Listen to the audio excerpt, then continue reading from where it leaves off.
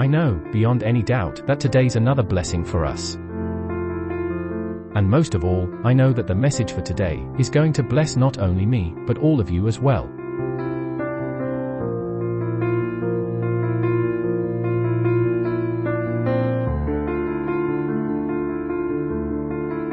Our message for today is going to come from 2 Thessalonians, chapter 2, verses 16 to 17, which says, "Now may our Lord Jesus Christ himself, and God our Father, who loved us, and gave us everlasting consolation, and encouragement, and well-founded hope through grace, comfort and encourage your hearts, and strengthen them in every good work and word."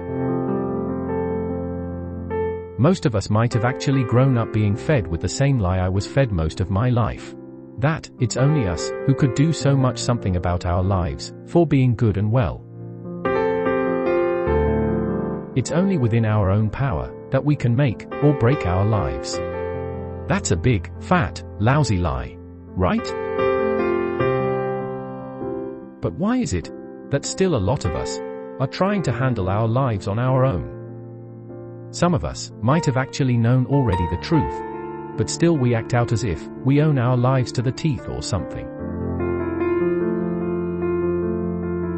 We rather twist and turn endlessly in pain and suffering, just to show the world, that we can do it on our own.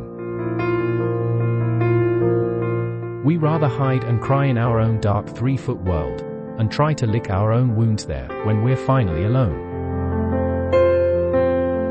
Only to pretend the next day, that it's all okay cause we took care of the problem ourselves, that night before. We led ourselves to believe, that it's okay to suffer, because we deserve it anyway.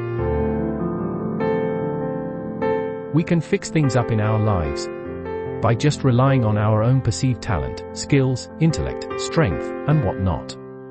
But what can we do? That's life. Yeah? No, it's not life. It's just plain foolish stinking pride, running you over to the ground. It's only the Father's love for us, that could give us the power, to overcome every mistake, failure, and sin in our lives. The Bible puts it this way: "Sin is no longer your master, for you no longer live under the requirements of the law. Instead, you live under the freedom of God's grace." That's wonderful. Today we are living under the freedom of God's marvelously amazing grace. Grace gives us freedom. Freedom from want, from fear, from addictions, from the torment of guilt, and from every curse, and every sin. Because we now know how greatly loved we are by our dear Father in heaven, we will have no desire to even touch doubtful things, go to shameless places, or be associated with certain people. We believe that He only wants what's best for us. We could finally stop worrying, knowing that He is watching over us, to protect us and cover us from all harm.